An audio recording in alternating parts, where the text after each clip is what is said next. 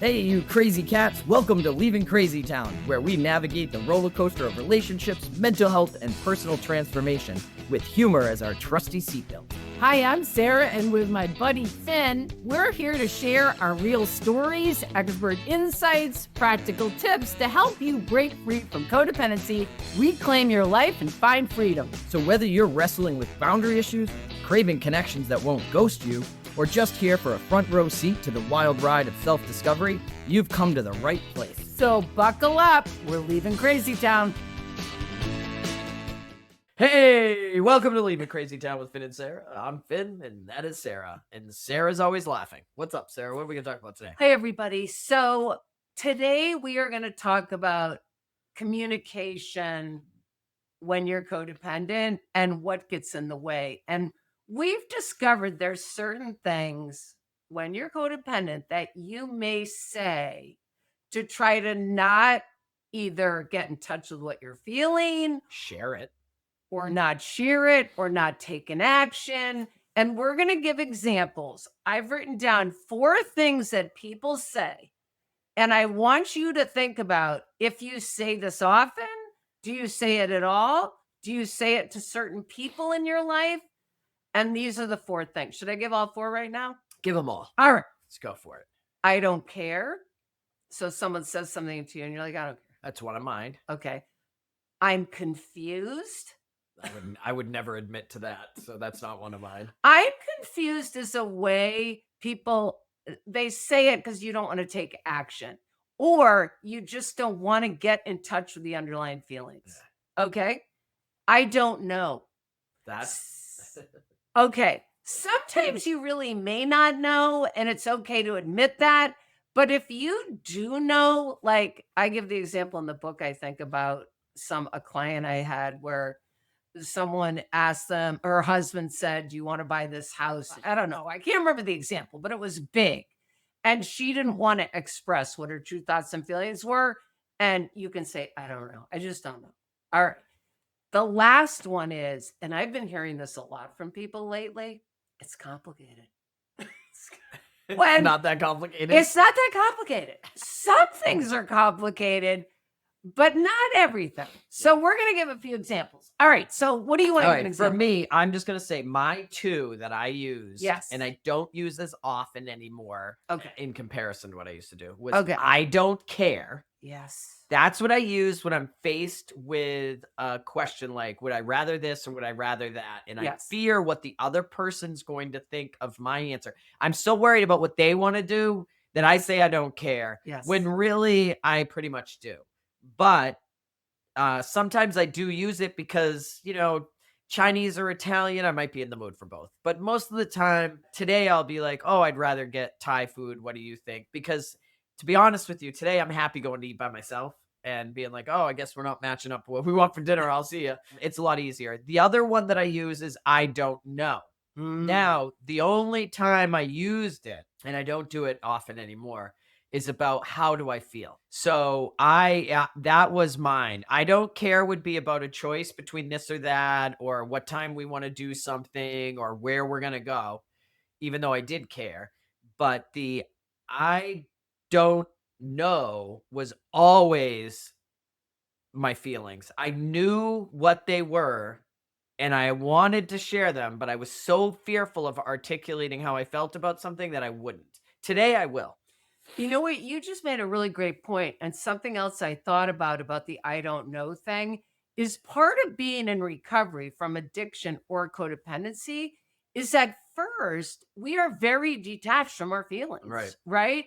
So we may really not know. In fact, someone today gave a great tool, which is every couple of hours, have your little alarm go off to check in with yourself. I remember doing this in early recovery. Just check in and say, what am I feeling right now? What am I thinking right now? And because to start getting used to, geez, what is my experience? Because I do think with addiction and codependency, both issues is a detachment from self. It's so funny because my sponsor in my 12-step program tells me it doesn't matter what I'm feeling. He said, stop taking your temperature so much. But I was also dwelling on not feeling well or having grief and getting kind of stuck. So I was using checking in on myself as a way to judge myself for not feeling 72 and sunny, like I had done Yes. something wrong. So there was definitely an underlying reason, but the I don't know, I understand what you're saying because sometimes my feelings would be all balled up, Yes. but it was definitely a way to shut down Yes. the conversation Yes. so I didn't have to share. And I would do it in therapy everywhere. Like, people would be like, how are you feeling? Or how do you feel about that? I'm like, I don't know. I don't know. Yes. And I would know, but I was so afraid of like how the other person was going to react. Yes. Yes. I mean, so much of, again, recovery from this stuff is starting to know how you feel about things, right? And you're right. At first, when you're in codependency recovery, you're so preoccupied with how someone else is going to feel that someone may ask you a direct question. Geez, I don't know, politics is a charged issue, but about any topic.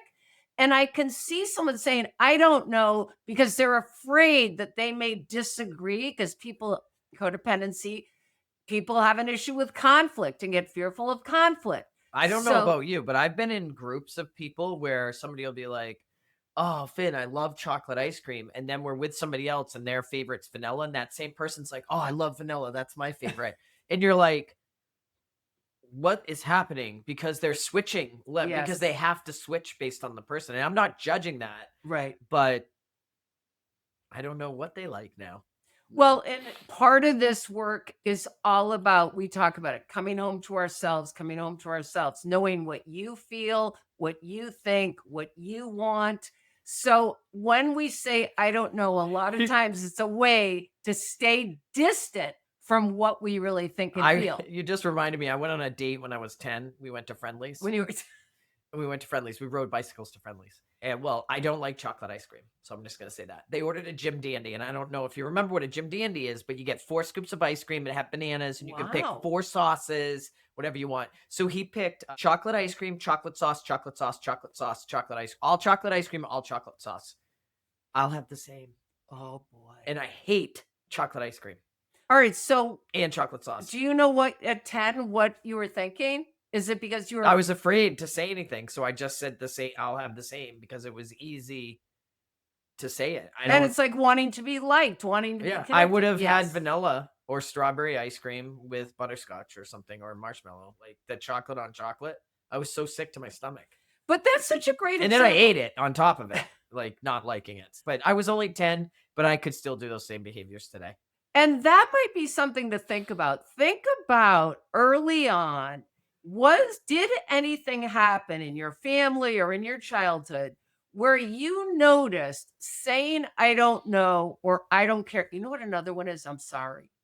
Oh, There are lots of people who are codependent that say I'm sorry when you don't need to say it. people say it constantly. We're really looking at language and we're looking at what's empowering for you and what's not. So, getting more in touch with what you're feeling and thinking and noticing if you're going to say, I don't care, say to yourself, is that true? Because, and I do this one, Finn and I have talked about this. I've called him around this. When in my relationship, there are a lot of things I don't care about. I've talked to you guys about my partner and food. He loves certain kinds of food. I could care less. So he'll say, where do you want to go to dinner? I'll say, I don't care. And I'm Now, serious. Yeah. But now, because he'll look at a menu, he'll look at 18 restaurants for like 1 hour. And meanwhile, I'm like in a ready rage. to Okay. stab somebody because you're so hungry. Just get me a roll, for God's sakes. Okay. That's a separate issue. So lots of things I don't care about, but you know what I noticed? And I'm trying to think of the Do you example. just use the I don't care like brushstroke thing?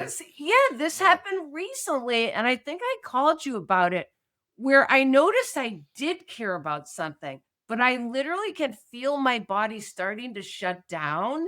It's like I even to just You wanted to chime in too. express. I don't care. I don't know. I'm confused. Like all those. I still notice when it's something really important to me, it's almost like I have like a trauma response or something that I have to notice. And I literally said to him, I said, I think I'm shutting down right now. And we had to discuss that. And I Mm. kind of had to come out of it.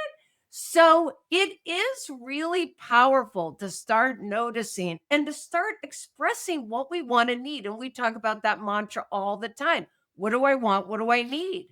And My sometimes it's hard. I think I was in college and my friends and I, we were moving this wood. We were helping somebody out and we were trying to get lunch. And I need to, when I'm like at a Yeah. point I need to eat. And everybody was like, I don't care. Where do you want to go? I don't care where you want to go. I basically told my friends to F off and sped out and took off to go get lunch. I was like, I don't care what anyone does. But the thing is, I didn't say what I wanted either. I just flipped out because nobody could decide. But have you ever been in those situations Oh where my everybody's like, God. well, what do you want to do? And how does it feel when you Yes. say to somebody, what do Yes. you want to do for lunch? Or would you like to go? And they're like, I don't care. What do you want to do? And now like, you're just putting it back on the other person. That's not fair. Yeah, I mean, we're talking a lot about like foods and restaurants, but it has to do with anything. Yeah. You could go on a vacation with someone, and I know there's been groups of people. I've heard this in my office when my brother said this and they said this, and then everyone's like, "Oh, I They don't want to care." eat at 7 and I want to eat at 5, or they want to Right. go to the beach and we want to go to the park. Why can't everybody just do what they want?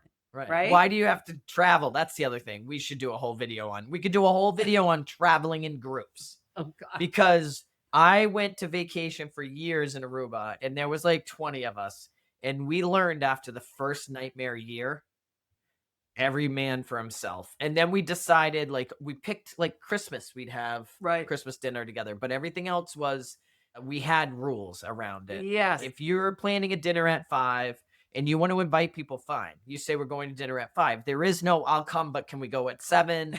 Like we all just Right. because Right. nightmare when you start in that. I don't care. Absolutely. And you can get what you want. Okay, we're going to wrap this up. The last two, I'm confused and it's complicated. So maybe sometimes you are confused, but Because sometimes it's complicated. yes. Oh my God, the it's complicated. I just want to say this. Now I'm about this one. stimming. I'm like, All right. I want you to notice this it's complicated thing. I have had two situations in the last month where I've been with people where they're talking about something intense, and usually it's around a decision that they need to make. And what ends up happening towards the end of the conversation, instead of them saying what the decision is, they'll look at me and they'll go, it's complicated. And I'll think, it's not your complicated. You just don't jugular's want to make a decision, which is fine. your jugular's severed. Should we call an ambulance? It's complicated. Yeah. Like, do You you know want to go to what? the hospital? I don't It's know. okay to acknowledge, and I think this is what it is. It's like this fear of acknowledging where you're at. Yeah. So you have to say it's complicated. A lot of things aren't that complicated. They might be scary, but they are not necessarily complicated. Is the reality the label proper? Yeah, I was thinking about relationship in the past and I couldn't say like I'd be like, "Oh, I'm not sure. It's really complicated because our relationships, there's a lot of aspects to it or whatever." But the reality was I was scared to death to leave. Yes. But if you have safe people in your life, you could say, "You know what? I'm not happy in this relationship. Yes. I feel like it's over or I should leave or I don't want to tolerate this." And still not leave, Yes. but at least be honest about where you're Yes. at. It's really funny. This is the last example I get. I had a client who was had a boss. She was a boss and she had an assistant. And the assistant, oh my God, forever was, did not work the computer, would make errors on her emails. But she would not let her go. And I remember listening like towards the end about this long story about what the assistant did now. And at the end, I'll never forget it. She just looks at me and she goes, it's complicated. And I was like, No, it's not. She's not it's doing her not, you know job. what it was? She was so angry and she didn't want to take an action because she was codependent and she didn't want to acknowledge how angry she was. And so a way to detach from that is to say it's complicated. So we are asking you guys, notice this stuff. Notice if you do it. Notice if you say it. And try to say to yourself, am I avoiding something? Am I just not wanting to get in touch with something? And how can I be more clear? Anything else? I'm confused. Fasten your seatbelt. We're We're leaving. out of here. Thanks for listening to Leaving Crazy Town. We hope today's episode offered you valuable insights and tools to help navigate your relationship. If you found our discussion helpful, please rate, review, and subscribe to our podcast. And share it with a friend. Misery loves company, right?